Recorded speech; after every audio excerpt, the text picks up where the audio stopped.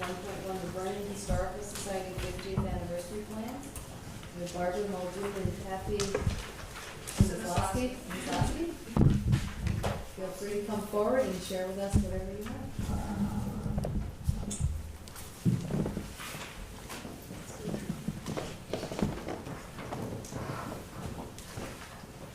Would you like us to stand? That's perfect, thank you. Oh, thank you very much for inviting us, and thank you all for coming too.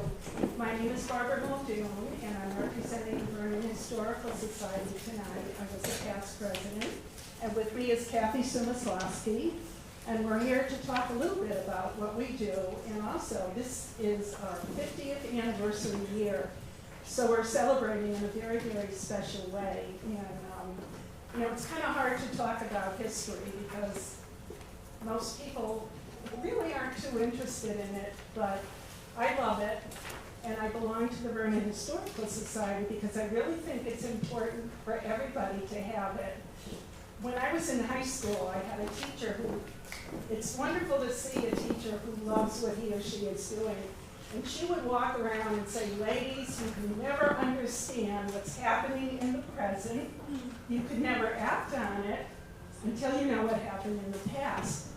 We were sophomores, and of course it went right over our head. But throughout my adult life, I had a lot of very, very nice opportunities to learn about history because my grandparents were from the eastern part of Europe. They emigrated here in the end of the 19th century. So I kind of got interested in that. And I would ask them questions about it, and they would always talk to me about what it was like over in Slovakia. So I would read a little bit more about it, and I learned a bit about the history of that area. And do you remember in the 1990s when the Soviet Union collapsed? And these little countries that were so quiet and we rarely heard about came to life and got their independence. And then things started to happen. The Balkan Peninsula just disintegrated, and all these little ethnic groups just went to war with each other. It was very, very sad. And I remember thinking, gee, this is very similar to what happened when my grandparents came over here. And all of a sudden, bang, I remembered what that teacher told me in history class many, many years ago. You can never understand what's happening in the present until you learn a little bit about the past. So I became more interested in history, and I joined the Vernon Historical Society. And we do a lot of wonderful things in this town. Historical societies always preserve the history and share it with the community. And we like to work with the education system because we know you folks are teaching history in the classes. And we'd like to work together with you. And it's really wonderful because during the year, a lot of Vernon teachers will call us. Can we bring the children to your place? We are on Hartford Turnpike and have a little class. And so Kathy and Jim Ash, maybe some of you know him, and Carolyn Lewin conduct classes for our first graders, second graders every year. And the children really, really enjoy it. So we love working with you folks, and we want it to continue because a lot of these children are going to be in leadership positions someday. And they won't be negotiating the end of the Balkan War, that's for sure. But they'll be making decisions about our land use, zoning laws, and things like that. And if we can work together and give them a good background in our history, I think they'll make good decisions for us. Kathy's going to talk to you about a project we're working on right now with the children. It's part of our celebration. So Kathy? I'm over there.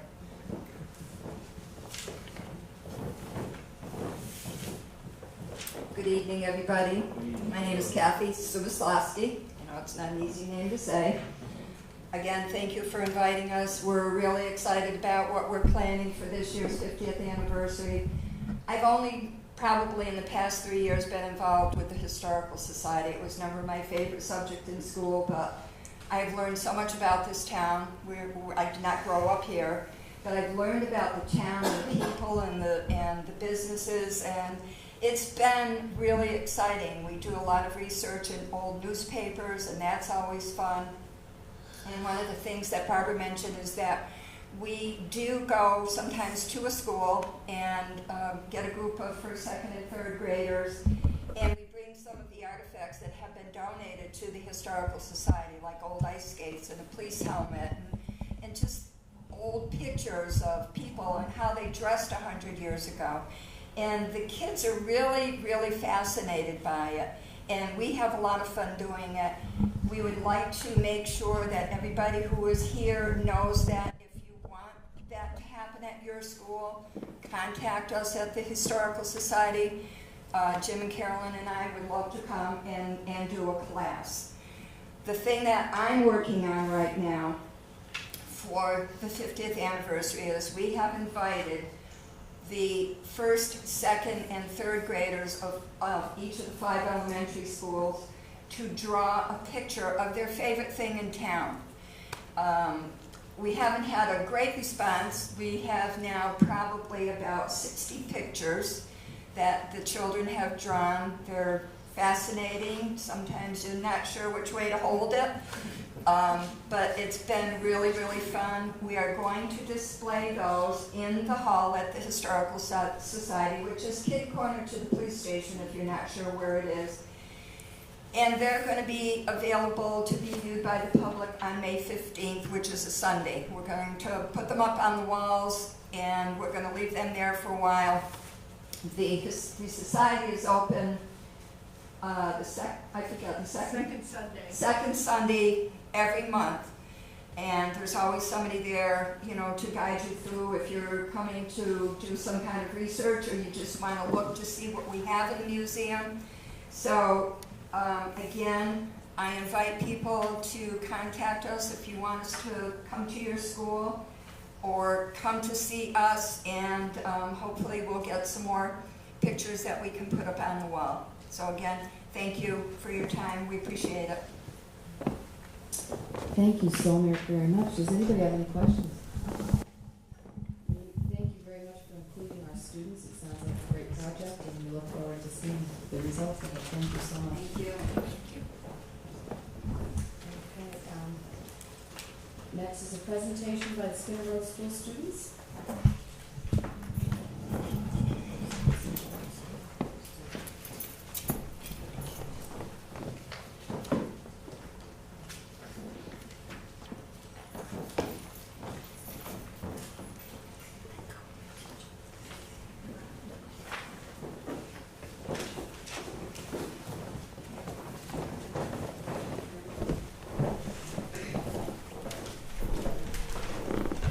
Good evening. For those of you who don't know me or we haven't met, Sandy Simon, proud to be the principal of Skinner Road School. Tonight I have with me our second step teacher, Keisha Powell, and 3 wonderful students who have been helping out in the program. This evening with us is Stacy Hardy, who brings with her her mom, LaShonda Green, her cousin, Denasia Rudolph, her grandparent, Drusilla Green, and her sister, Alexis Herod. Gracie Goodrow is accompanied by her mom, Laura Goodrow, her dad, Jesse Goodrow, her brother, Lucas Goodrow, and dad's girlfriend, Rachel Stutz. Haley Miller is accompanied by her mother, Allison Miller, her dad, Michael Miller. Is Grandma here? No. Okay. All right, didn't see you then. And her grandmother, Deborah Harrigan. As many of you know, April is Autism Awareness Month. At Skinner Road School, we consider every day to be Autism Acceptance Day. Tonight, you're going to hear from these 3 students who have been part of our Star Friends program. These dynamic students have volunteered 2 days a week after school for 2 hours for 6 weeks. And we're going to start with Stacy. Hi, my name is Stacy. The Star Friends program is a social skills club at SRS where students with autism have the opportunity to hang out after school with their peers 2 times a week for 6 weeks. My friends and I stayed after school. We did many fun activities. Hi, my name is Gracie. We played games, watched some movies, and had fun. I feel special when I do it. I enjoy helping Mother's Day as a class. Hi, my name is Haley. I had fun working with the students in the Star Friends program. I loved the program because we did lots of fun social activities. We worked together as a team. I made new friends that I wouldn't have known if it were not for the program. I hope we can continue to do the Star Friends in the future. Thank you, ladies. Good evening, everyone. I want to say for me, it has been an absolutely fabulous experience. In 2014, it was just an idea that we were playing with.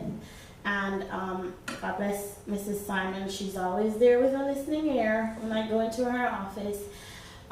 Particularly, we were looking at how to increase social awareness as well as increase social reciprocity. How could kids diagnosed with autism communicate with their neurotypical peers, and having these models. Initially, when we started out, I think we had 5 students. The second time it went up to 8 children in the program. And then we had children from other classrooms who were, can you pick me next time? Can you pick me? But the beauty that came out of this activity is to see how our children diagnosed with autism flourished, as well as these wonderful angels that we have, and I really applaud your parents as well. We had children who could not end or begin a conversation, who are no typical chatterbox. Even when you don't, you tell them stop. We've had children learning to share, how to play, how to ride a bike, because these young ladies assisted their friends. When you walked into the room, you could not tell the difference with a child who's diagnosed with autism and a neurotypical pair. I would like to see and hope that this program can continue. Sometimes funding is not always available, but you know, if the board can just stretch in that little kissy, we would hope that we can continue. I mean, believe me, the progress has been phenomenal, and I want to applaud these young children. Thank you. Thank you.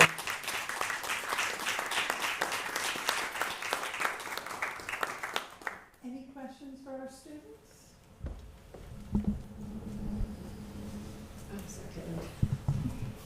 Yes, thank you very much. This is very, very interesting and very informative for us.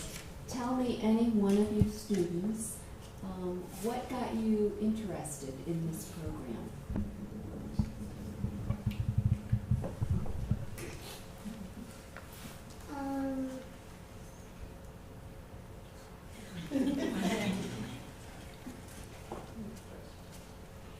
When I see them, I feel like I want to help them, and I have really, when I am with them, I feel happy, and they are fun too.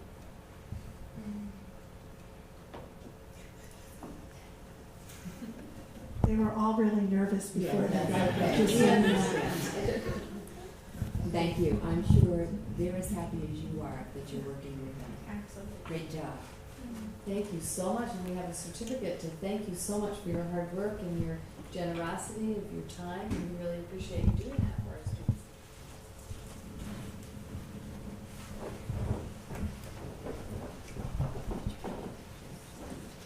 Stacy? Thank you so much. We appreciate you doing that. Gracie? Guys, Greg and Haley? Thank you so much for helping our students. We appreciate it.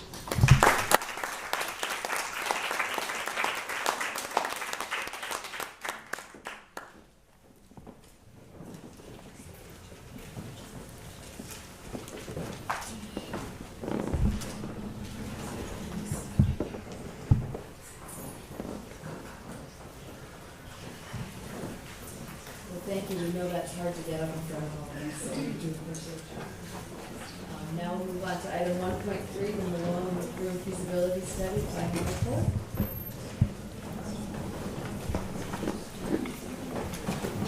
So I'd like to introduce Tom Jacobitis. Tom and I have a common thing with both former superintendents in Boca. There's a copy in their packet. Was there anything new? Tonight's presentation. Oh, yes. So they're gonna pass out tonight's presentation to go. Not sure. This is I also have extra copies of the report if anyone wants. Does anybody need copies of the report? Who's in your packet? Oh, if you have a paper copy, I I'll do. take one. I'll just pass these around.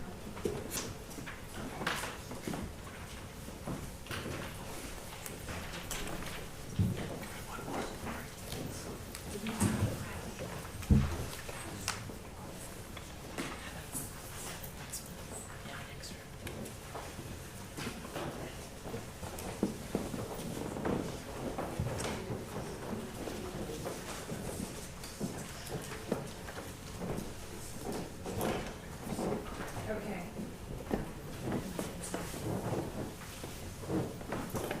Thank you for having us back. So tonight, we're going to just touch really quickly on the presentation of the comprehensive enrollment analysis and projections that you saw in December, and really talk about the alternatives that we analyzed for moving forward in the district. So, I'm not sure what this is.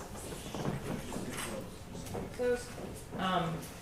And those alternatives that we looked at were redistricting, the elementary school attendance boundaries, grade reconfiguration options, and then reconstruction. And then just talk briefly on our conclusions.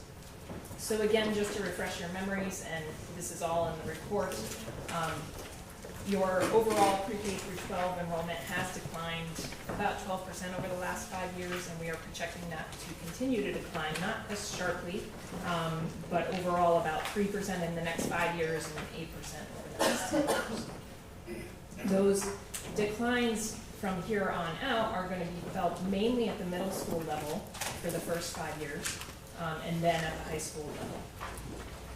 In terms of the facility utilization analysis that we conducted, your overall elementary system utilization is pretty high at 93%. That's compared to your middle school and your high school utilizations, which are at 70% and 73%. Within the elementary system, that high utilization of your existing facilities has an impact on your ability to expand programming, offer new programming, and moreover, what we saw was a real disparity among your elementary schools in utilization and, in fact, overcrowding. So the alternatives that we looked at were really geared at getting to a better balance in utilization of your elementary schools and to alleviate some overcrowding that we saw. And again, it's in the report, and I know we touched on it in December on our utilization analysis, where we saw Northeast School is really highly utilized compared to Lake Street School being your least utilized building right now. So our first alternative that we decided to look at was redistricting. Could redistricting of your elementary boundaries help better balance the use of your schools and alleviate overcrowding? And we did this really on a conceptual level, just to test out whether this could have the impact that you might be seeking and what the ramifications of doing this are. So we came up with 2 different scenarios to look at the feasibility and effectiveness of doing this. Obviously, you would need to go through a much more extensive planning process if you were to undertake redistricting. It is something that you need public involvement in every step of the way to get public buy-in to doing something like that. And then there are impacts that we did not try to assess on this conceptual level, impacts on transportation costs and changing in bus routes, as well as staff changes that would have to occur. Just to get everyone clear on where we're starting from, these are your current elementary district boundaries, and this is the utilization that we saw when we toured the facilities and looking at your enrollment numbers. So again, Northeast School, we have at 131% utilization versus Lake Street School at 71% utilization. And when you look at these existing district boundaries, you can see they're already rather creatively drawn. You have broken up Rockville pretty significantly, and I assume that was done in the past for enrollment balancing objectives. So when we took a look at how you might be able to redistrict, we aimed for more cohesive districts, so there wasn't sort of these odd little pockets that are almost satellite areas. So this is our scenario A, just conceptual boundaries again. These circles try to highlight some of the significant areas of change, which really take Maple Street School District and really concentrate it in Rockville, as well as taking sort of the Talcottville area and shifting that around a little bit. Overall, I'm just going to go to this page. This scenario, what we did was calculate your October 1st, 2015 students as if they were in that scenario A, this boundary map, where the colored areas show the new district, the black lines show the existing districts. And when we did this, we found we were able to bring utilization down to 100% or less in all schools, but Northeast School was still at 100% utilization. We're showing you here the percent free and reduced lunch. That's another impact that would have to be assessed by the district on how that affects your Title I funding or any universal meal programs that you may be operating right now. And to do this, to implement this with your current students, you would move about 40% of K through 5th graders. So it didn't look like significant areas of change, but really there's a lot of students living within those areas. They're concentrated populations. So it would be a large impact. What we also did was took your historic enrollments and placed students as if these districts had been in place over the previous 5 years, just to see under higher enrollment levels how these districts would have performed. Obviously, we're projecting enrollment decline, so it's not as impactful to see what it would mean in the future with a declining enrollment, but to look backwards when you had a higher enrollment can show some interesting trends. And what we found was that Lake Street School would have exceeded its functional capacity for the first few years from 2010-11 through 12-13, where its capacity is about 270 students. We had it as high as 320 or 319. Also, Skinner Road School would have exceeded its capacity, where it's about 306 students. We had it as high as about 337 under this scenario. Northeast, while maintaining a really high utilization at around 100%, it would not have exceeded its capacity in these previous years.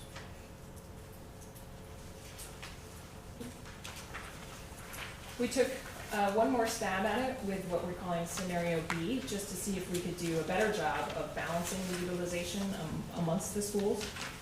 And so here's different boundaries. Again, the colored areas show what we were testing out as new boundaries. The dark black lines show what's existing.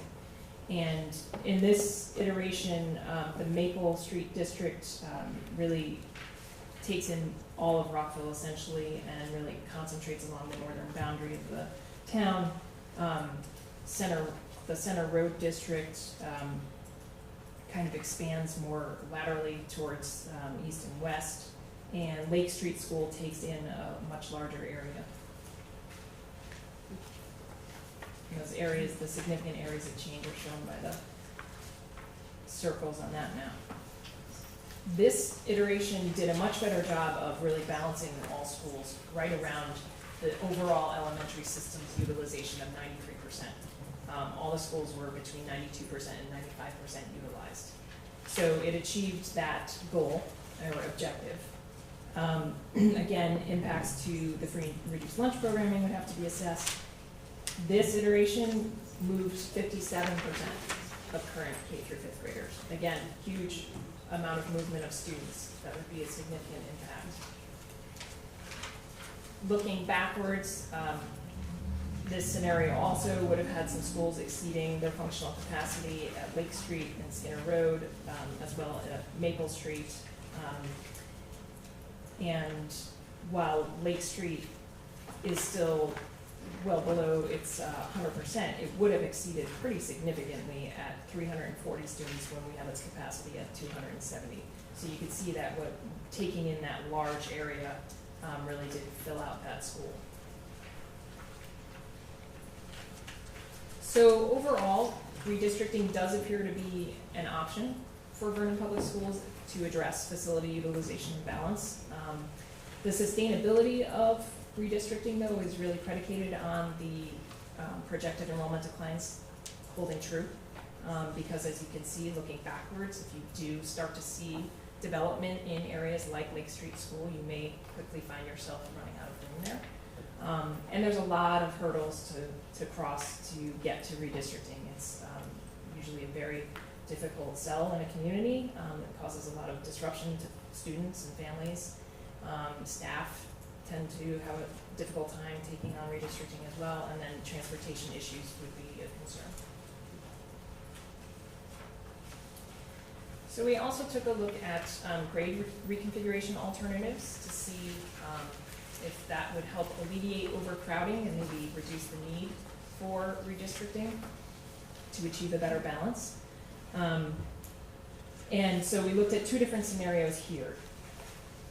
One, the first being taking pre-K out of your current elementary schools and developing a pre-K center somewhere. We didn't look at where or how that would happen. It was really just about if you removed pre-K from the current elementary system, would that give you enough room in that system to feel better balanced? Likewise, we looked at, could you move 5th grade up to the middle school, again, to give more room in the elementary system. Also very conceptual in nature. You would have to do a lot more public outreach and study on this and assess a lot more impacts than we're doing. It really was just to get at, is it feasible? Would it achieve the objectives of creating better balance in your elementary system? So looking at a pre-K center idea. There are some ancillary benefits to creating a centralized pre-K center where it would enable you to grow the program. You could achieve some efficiencies in staffing and maybe program delivery by having it centralized. And you would free up 2 classrooms in each elementary facility as they operate currently. So freeing up 2 classrooms in each facility, you would think would make a pretty big difference, and obviously it does. But Northeast School still would operate over 100% utilization, and it is projected that it would remain there through over the next 10 years. So Northeast School's enrollment projections are just, they are to increase actually for a little bit for the first few years before they start a very, very slow decline compared to other schools. So gaining 2 classrooms there really didn't give it enough room to accommodate the students in its attendance boundary as it is now. And you can see the effects on the other schools that removing pre-K actually brings Lake Street School utilization down to 63%, which is rather low. Taking a look at moving 5th grade up, and this is a much more complicated move. There's a lot more educationally behind this, and Tom will be happy to speak to that later. But you would basically be creating a pre-K to 4 and 5-8 system by moving the 5th graders up to the middle school. Again, you could achieve efficiencies in staffing and program delivery for your 5th graders, and it also would free up 2 classrooms in each facility except for center school where there would be 4 according to how it's used this year. To move the 5th graders up, we had to take a closer look at the middle school and its current utilization. We determined that between 12 to 15 classrooms would be needed at the middle school to accommodate not just instructional rooms for 5th graders, but also support services that would have to come along with them. And it is feasible that that could fit in your middle school. It likely wouldn't fit very comfortably until the middle school's enrollments, current enrollments, along with the 5th graders drop to 900 or below. That's where we felt you would have more just comfort in the building with that number of students. And we're projecting that would occur in 2018-19. And with a 900 sort of student model, that would enable you to have 2 teams of 5 teachers for each grade level. And then that's assuming that the 5th grade is being taught in a team format. It would have similar impacts, in fact, the same impacts to your elementary utilization rates, except for at Centerwood School as moving pre-K. So again, Northeast School wouldn't gain enough space to be operating at 100% or below its capacity by gaining